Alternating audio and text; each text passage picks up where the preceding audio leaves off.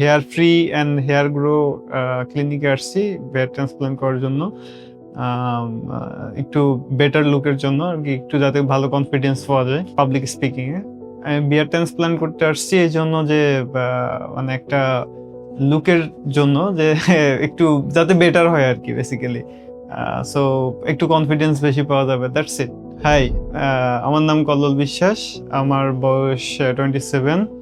আমার পেশা হচ্ছে আমি DevOps engineer, software engineer.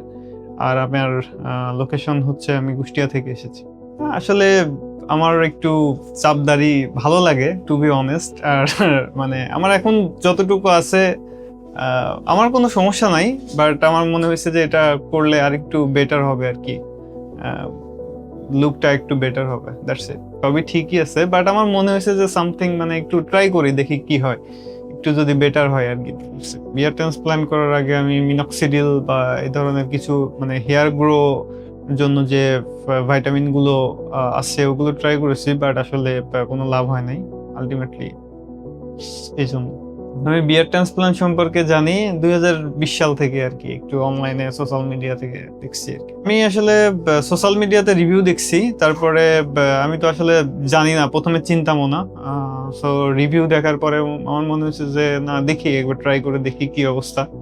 So আশা করি ভালো রেজাল্ট পাবো। এই ক্লিনিক চুজ করার আসলে আমার একটা রিজন হচ্ছে যে আমি বিভিন্ন অনলাইনে বা অনলাইন পোর্টালে এর ভালো রিভিউ পাইছি, এই জন্য বেসিক্যালি দেখি ই করে যে একটা ভালো রেজাল্টের জন্য আসছি বেসিক্যালি।